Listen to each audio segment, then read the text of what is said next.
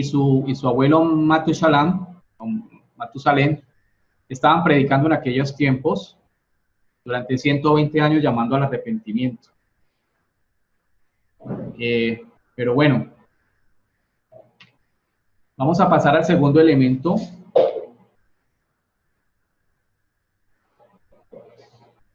Y es el arca. En hebreo se conoce como Tebat. Teb, Bet y Het. Dice así: hazte un arca de madera resinosa de cedro. En la Torá antigua aparece la palabra gofer. Este gofer también se conoce como cedro o madera resinosa, una resina. Harás aposentos en el arca y la embetunarás con brea. La palabra brea es kafar. Kaf, la fet y la resh. Esta palabra kafar viene de kafar y viene de keporá. Keporá es expiar el pecado. La kafar era lo que se le utilizaba para lo que se untó la cesta donde se colocó al niño Moshe para que fuera salvado cuando fue colocado en el riachuelo, en el río. Kafar es cubrir. Y es el mismo nombre que utiliza la tapa de cubierta del arca del pacto, ¿sí? Entonces, kafar es expiar. Y la expiación se da en uno de los 7 moedines o fiestas del año. Ese moedín es el día de Yom Kippur. Yom Kippur es el día de la expiación, o sea que el Eterno llama a expiar a Noaj y a esta generación. Entonces, ahí es donde vamos a ver cómo la construcción del arca es todo un proceso espiritual, ¿sí? Y que se manifiestan las fiestas. Por eso aquellos que estamos guardando las fiestas, que están en el libro de Levíticos 23, los Moedín que el Eterno estableció una vez terminó la creación, porque lo podemos ver en el libro de Génesis, capítulo 1, 14. Ahí estableció los 7 moedines y el Shabbat.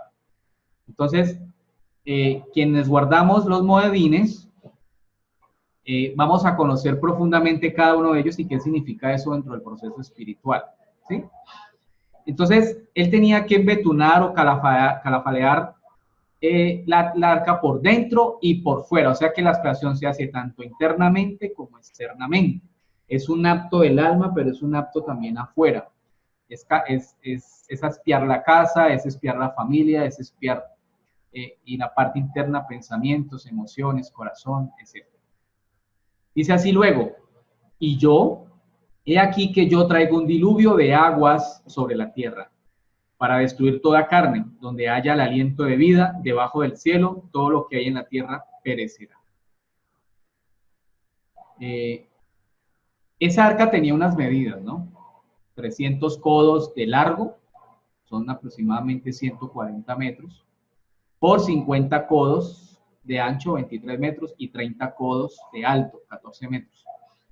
Algo curioso acá, vuelve y aparece el número 50, ¿sí? Que es con el cual la palabra Noaj empieza, ¿sí? Y cómo ese 50 tiene que ver con el año del Yobel. Es el año de la redención del pueblo de Israel, ¿sí? Entonces, vemos cómo el jubileo o el Yobel es un día determinado y el Yom Kippur para el día del gran juicio. Y nos va a decir entonces que Yahshua Mashiach vendrá a traer juicio a la tierra en un día de Yom Kippur y coincide con un Yobel. No sabemos el día y la hora, pero sí sabemos los sazones y los tiempos. Es decir, sí sabemos en qué fiesta va a aparecer Yahshua por su remanente y traer juicio a las naciones, al planeta, ¿sí? Entonces, por eso cuando nosotros guardamos las fiestas, sabemos muy bien qué está pasando en cada una de ellas y sabemos muy bien qué está pasando en el día de Yom Kippur. En el libro de Yacer, capítulo 5:8, vemos cómo el Eterno da la orden a Noa y a Metushelach, que durante esos 120 años hacen ese proceso de llamar al arrepentimiento a esta generación y en los últimos 5 años de ese proceso empieza la construcción del arca. decir que todo proceso espiritual tiene un tiempo y los tiempos los determina el Eterno. Esto volver a la senda antigua y hacer la restauración del alma no es de la noche a la mañana. Ya vemos cómo Yahshua estuvo durante 40 días y 40 noches en el desierto, pero vamos a ver cómo el diluvio también duró 40 días y 40 noches.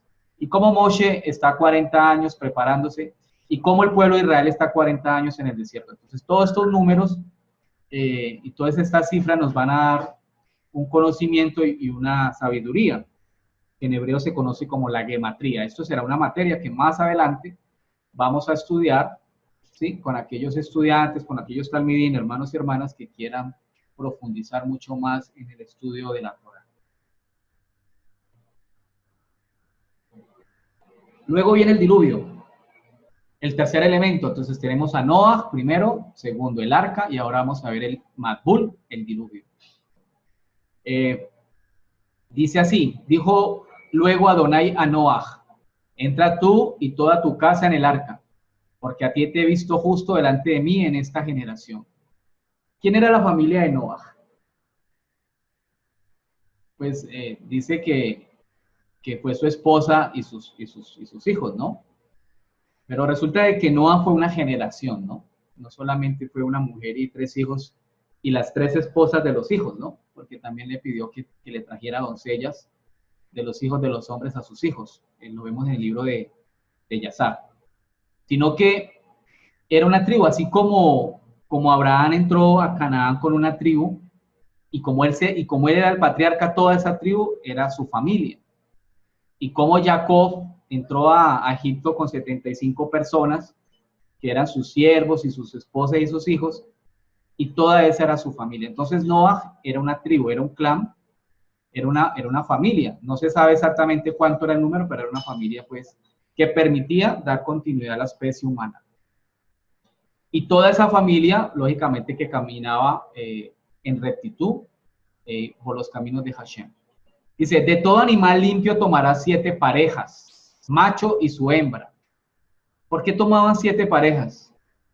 Que eran puras. El Midrash de los antiguos dice que era para luego los sacrificios a Hashem, ¿no? Y cada uno macho y hembra. Este es el principio eterno. Macho y hembra los creó.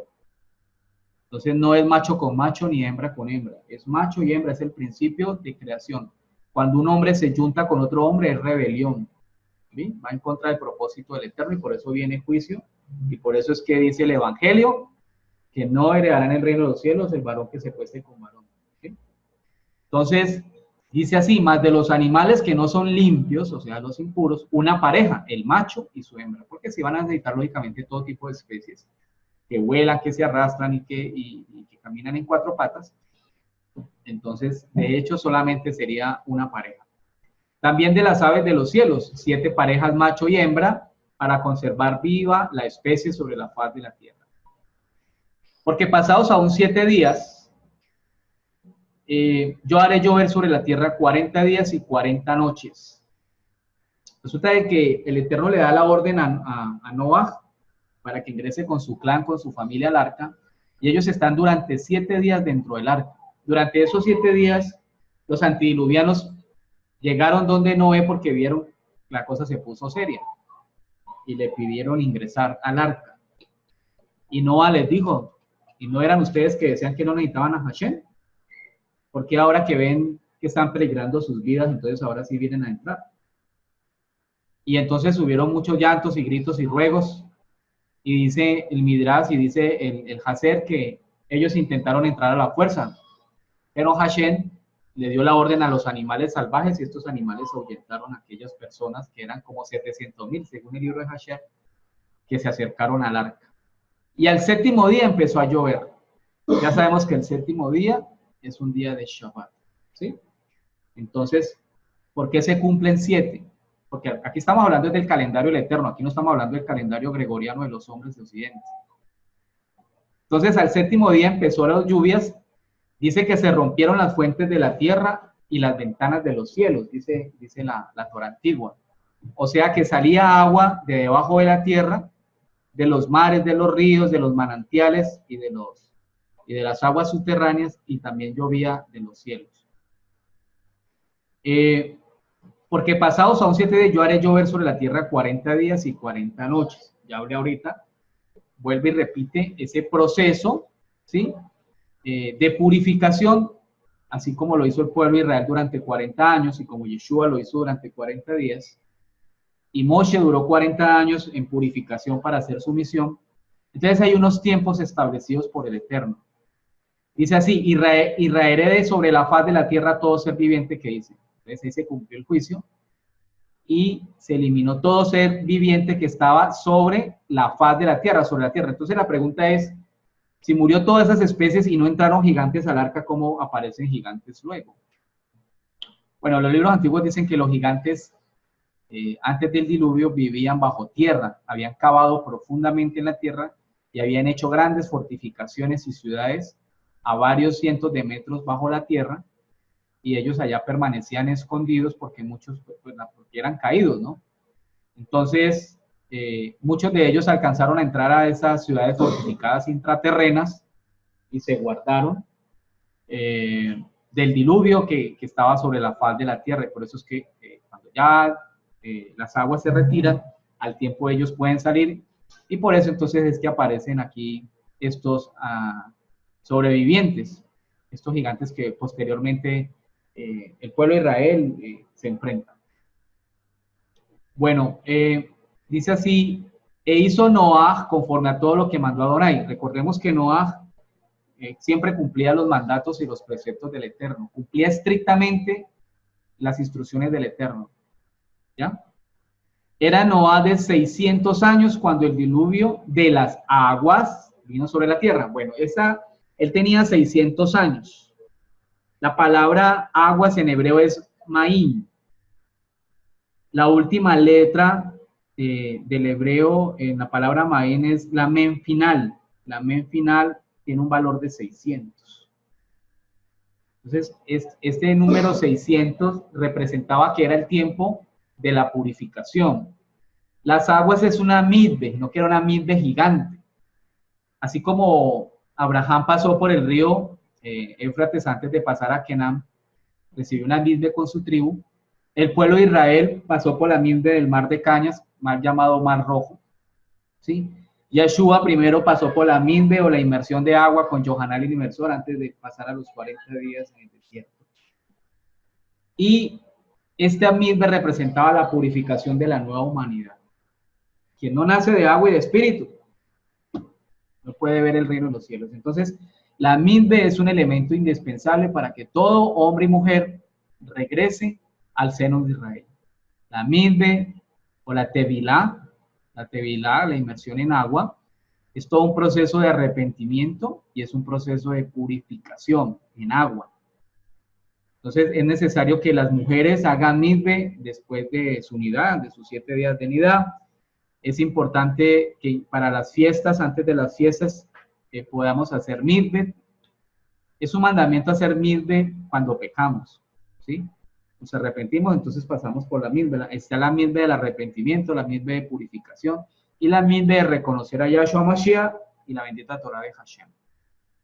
Entonces, por eso es que se necesitó esta agua en gran manera para purificar toda la tierra y purificar aquella nueva humanidad. Luego viene el pacto noágico, que es el cuarto proceso. El pacto en hebreo es Berik. Vamos a ver en el libro de Bereshit, en el libro de Génesis 9:1-17, este pacto. ¿Sí? Vamos a leer el libro de Génesis, capítulo 9, en qué consistió este pacto desde el versículo 1 al 17. Dice así, y Adonai Elohim bendijo a Noah y a sus hijos y les dijo a ellos, aumenten y multiplíquense y llenen en la tierra y tengan dominio sobre ella. Este es el primer mandamiento que el Eterno le da a Adán, ¿sí? Entonces vuelve y se cumple este mandamiento y es un precepto que todo hombre y toda mujer del pueblo de Israel debe fructificar y debe multiplicarse. Por eso el hombre dejará a su padre y a su madre, se unirá a su esposa, a su isha, y serán una sola carne y tendrán que fructificar y multiplicar. ¿Ya? El temor y el miedo a ustedes será sobre todo animal salvaje, toda criatura que vuela en el cielo, toda criatura que pulula en la tierra y todos los peces del mar, ellos han sido entregados a ustedes. Es decir, que el hombre seguiría teniendo dominio sobre la naturaleza, tal como Adán en el principio. Toda cosa viviente que se mueva será comida para ustedes, así como antes le di plantas verdes, ahora les doy todo. Aquí a partir de ese momento, el Eterno le entrega una instrucción a la humanidad, a este remanente de Noah, que ya no solamente van a comer plantas verdes, sino que también podrán comer ciertos animales, que los vemos en el libro de Levíticos capítulo 11, cuáles se pueden comer y cuáles no se pueden comer. Solamente carne con su vida, que es su sangre, no comerán. Entonces da una instrucción de que hay que sacarle la sangre a los animales para comerlo. Bueno, esto es una clase que más adelante veremos de cómo se preparan los alimentos que tienen carne. Yo de cierto demandaré una cuenta de la sangre en sus vidas, yo le demandaré todo animal y de todo ser humano. Entonces viene la prohibición de asesinar. Aquí el Eterno le está entregando a Noah mandamientos. Una Torá, porque ¿qué es una Torá? Instrucciones, mandamientos. Se lo está entregando de una manera oral. Cualquiera que derrame sangre humana por medio de su prójimo ser humano, su propia sangre se derramará. Porque Elohim hizo al ser humano a su imagen. Y ustedes, gente, sean fructíferos, multiplíquense, pululen sobre la tierra y multiplíquense en ella. Elohim habló con Noah y sus hijos con él y dijo: contempla, yo estoy estableciendo con esto mi pacto, brí con ustedes, con su semilla después de ustedes. Entonces el primer pacto fue con Adán y este es el segundo pacto, que es con Noah. Vuelve el pacto a renovarse, porque el pacto anterior fue disuelto por el pecado de Adán. Mire cómo toda esa generación pecó y pecó hasta que fue destruida. Entonces nuevamente se refrenda el pacto, en este caso con Noah. Y con toda criatura viviente que está con ustedes, las aves, el ganado y todas las bestias salvajes de la tierra, tantos como haya en la tierra, todos los que salen del arca. Yo estableceré mi pacto que nunca jamás serán destruidos por las aguas de una inundación y nunca jamás habrá inundación para destruir la tierra. Entonces, bajo este elemento ya no sería más destruida y purificada la tierra en esta escala, ¿no? Hay una promesa del Eterno, dice, y Elohim dijo a Noah: aquí está la señal del pacto del brí que estoy haciendo entre mí mismo y ustedes. O sea que es un pacto con él y con esta generación. Y toda criatura viviente con ustedes por todas las generaciones por venir. Nosotros somos los Benei Noah, somos hijos de esta humanidad Noah. Y entonces el pacto está vigente con nosotros. Estoy poniendo un arco iris, ¿sí?, en la nube. Tengan en cuenta estas dos señales, el arco iris y la nube, estará allí como señal del pacto entre mí mismo y la tierra. Cuando quiera que yo traiga nubes sobre la tierra y el arco iris sea visto en las nubes, yo recordaré mi pacto, el cual es entre mí mismo y toda criatura viviente de cualquier clase, y el agua nunca jamás se convertirá en inundación para destruir a todos los seres humanos. El arco iris estará en la nube, para que cuando yo lo mire, yo recordaré el pacto perpetuo entre Elohim y toda criatura viviente de cualquier clase en la tierra. Elohim le dijo a Noah: esta es la señal del pacto que yo he establecido entre mí mismo y toda la criatura viviente en la tierra. Vamos a ver estas dos señales del pacto. Vámonos al libro de Ezequiel, el profeta Ezequiel. En el capítulo 1, versículo 28.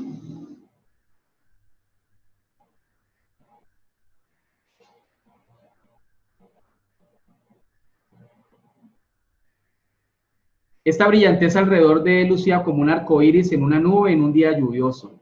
Esta era como la apariencia de la gloria de Yahweh, lucía. Cuando yo lo vi, caí sobre mi rostro y oí la voz de alguien hablando. ¿A quién está representando acá esta señal del arco iris y de la nube? ¿Cuál será el pacto que nos está dando el Padre? Le está dando aquí a Enoch, a Noah.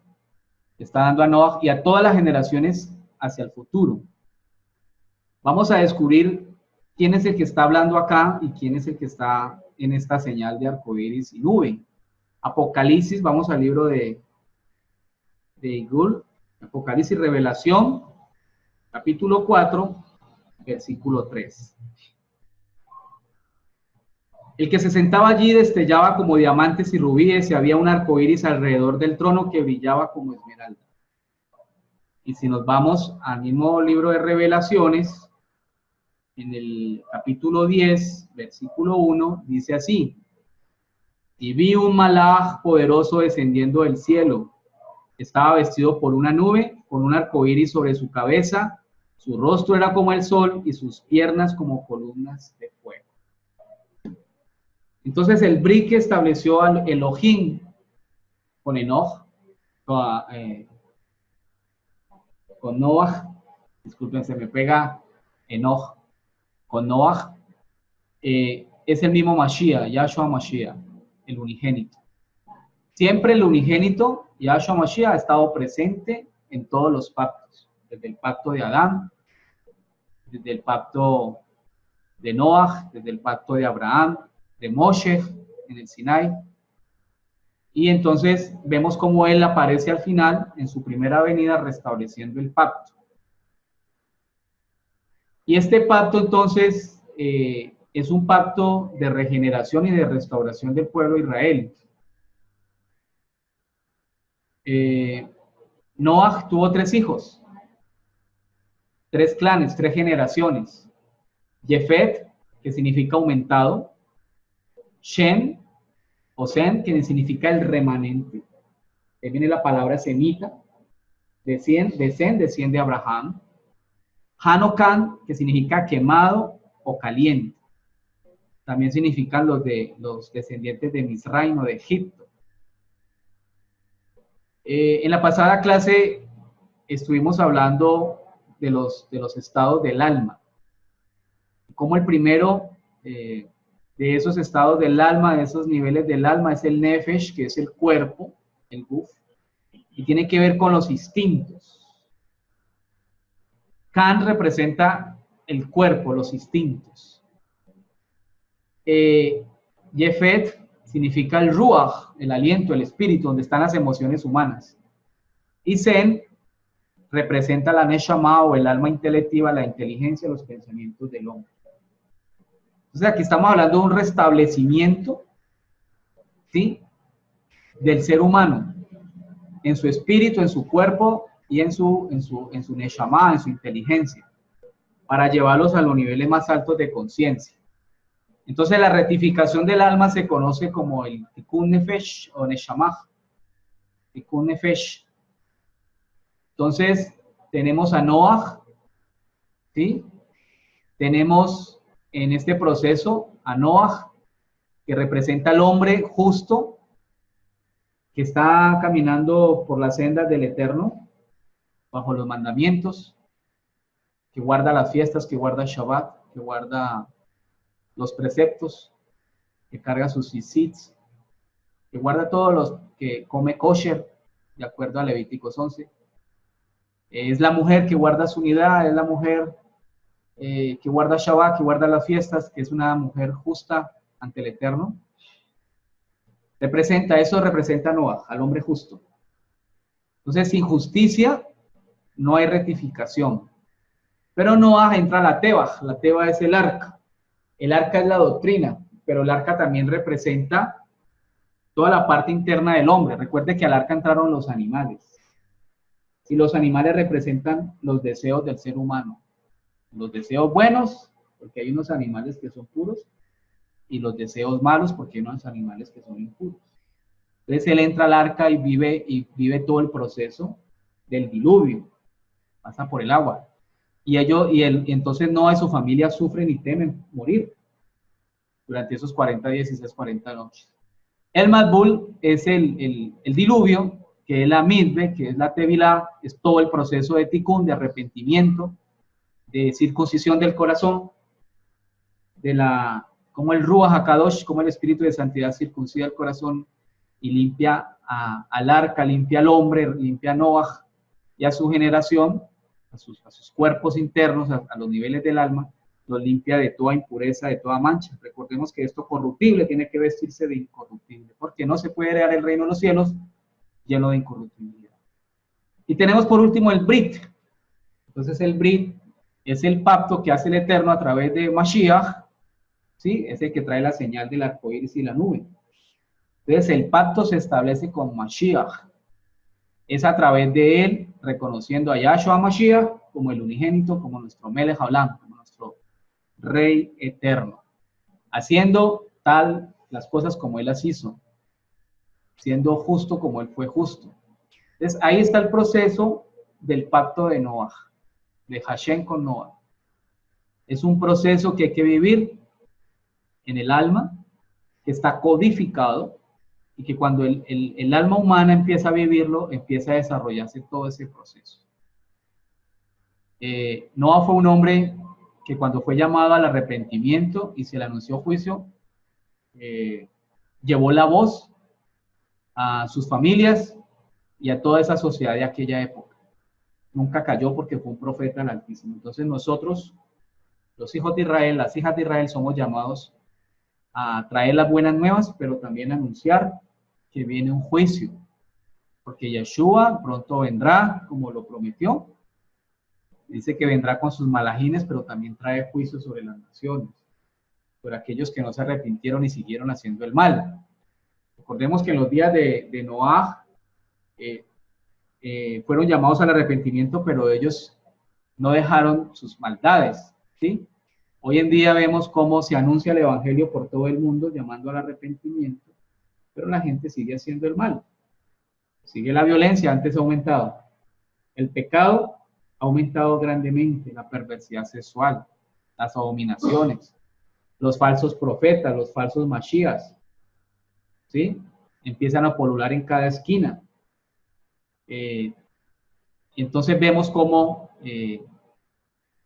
esos son los tiempos que debemos de llamar al arrepentimiento, debemos de llamar a la senda antigua, y debemos llamar nuevamente a todos nuestros hermanos a que se reconcilien con el Altísimo.